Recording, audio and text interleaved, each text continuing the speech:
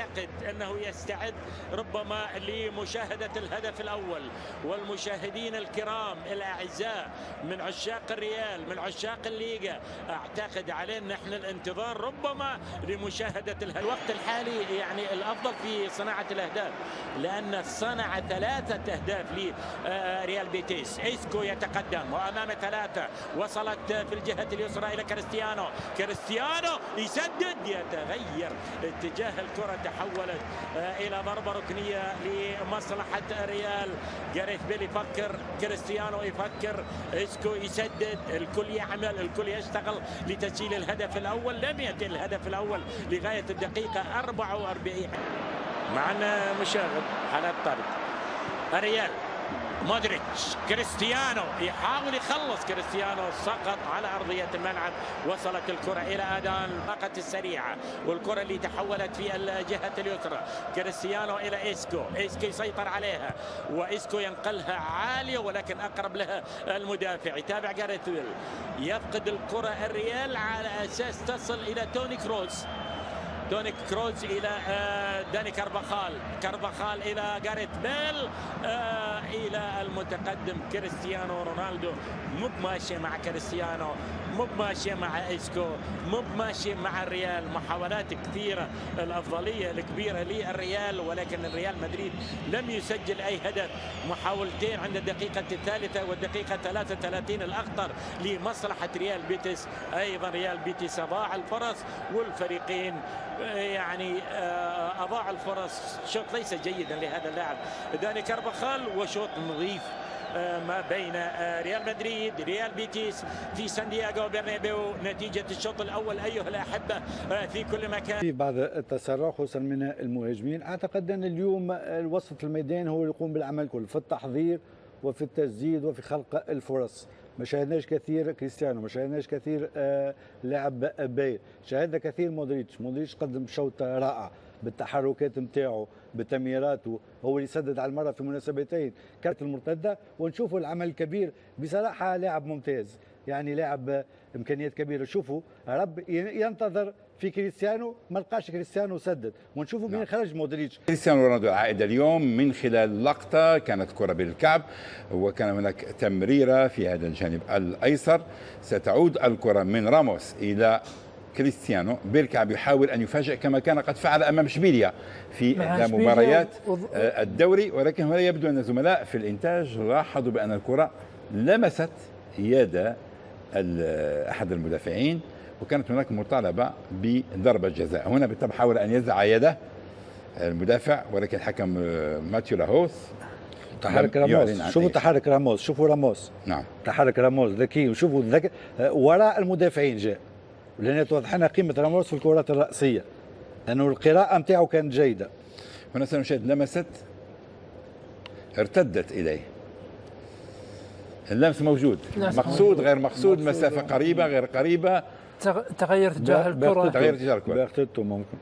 نعم كابتن، يمكن باغتة المدافع، لكن في لمسة، بس هي تغير اتجاهها، يعني تغير اتجاهها فاجأته لما فاجأته من اللاعب اللي امامه، تغير اتجاهها، لكن في لمس. اهداف وان ياخذ ريال بيتيس راح تكون يعني نتيجه سيئه اخرى للفريق الملكي في معقله. وكريستيانو رونالدو مع بدايه الشوط الثاني مرت من توني كروز على اساس تصل الى مارسيلو يحاول انه يتقدم، لكن الكره تمر الى خارج ارضيه الملعب. لا تبديلات، نفس التشكيله، نافاس، داني كارفاخال، باران، سيرخي راموس، مارسيلو، مودريتش، كازاميرو، توني كروز، إسكو، جاريث بيل، كريستيانو رونالدو اللي واضح معاك على الشاشه يبحث عن الهدف رقم 10.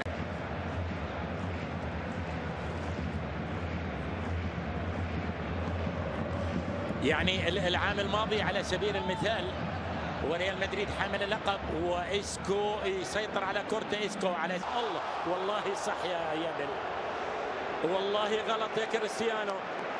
جاريث بيل صح، لعبها مباشرة من اللمسة الوحيدة.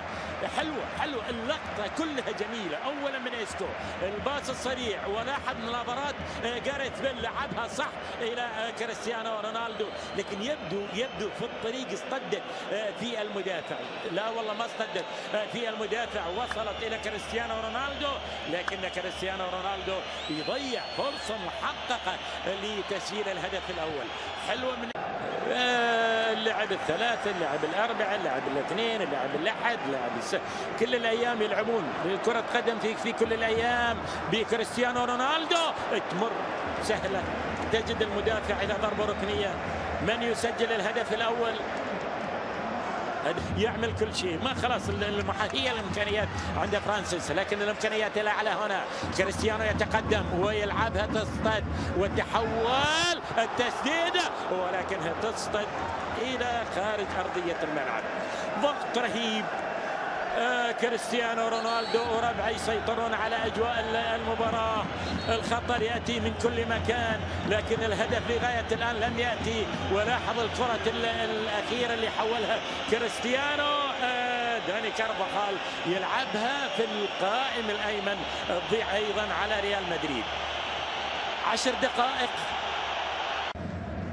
كريستيانو رونالدو، من هو المنقذ؟ كريستيانو يكون، جاريث بيل يكون، كريستيانو يتقدم الى الله الله الله, الله. شوف، سقط كريستيانو رونالدو على ارضيه الملعب وفي مكان حساس للغايه، وفي مكان ضيق ما بين المدافعين وما بين الخذوهات، ما بين كريستيانو وما بين جاريث بيل. سقط كريستيانو رونالدو على أرضية الملعب.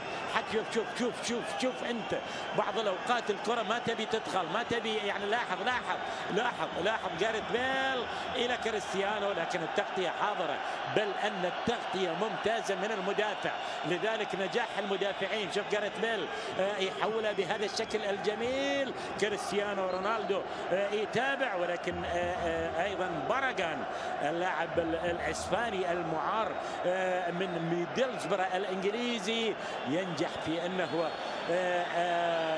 يفك الكره من امام كريستيانو رونالدو. الضغط الان كله على المدافعين. باراغان، عيسى بكل ما تحمل هذه الكلمة من معنى المحاصرة الكبيرة بالكرة التي تصل إلى كريستيانو. كريستيانو يتقدم وينقلها إلى مودريتش، إذا أعطاه خطيرة أعطاه، ولكنها ما كانت خطيرة. ريال مدريد يضغط والمدرجات تضغط، والجول الأول لم يأتي لغاية الآن. حكم المباراة هنا يتدخل، والخطأ خلاص منطقي، ما يبي له يعني ما يبي له كلام. خلاص اللاعب البديل ممكن يقوم بدور المنقذ. ماركو اسينسيو ممتاز هذه الايام. ماركو اسينسيو ضجيج سانتياغو برنابيو. 66 دقيقة لعب ما سجلوا، كريستيانو ما سجل.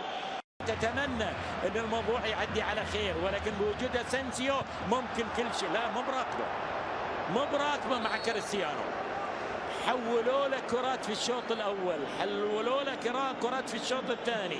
اخرتها هذه التحويل الجميل جدا من ماركو اسينسيو، لكن التسديده كانت وين؟ عاليه. يسددون، مودريتش يلعب التسديدات عاليه، كريستيانو يلعب التسديدات عاليه، ولكن يبقى نشوف ولا لاعبين البدلاء سجلوا. يمكن ريال ياخذ جول حتى بهذه الكره اللي تحول جول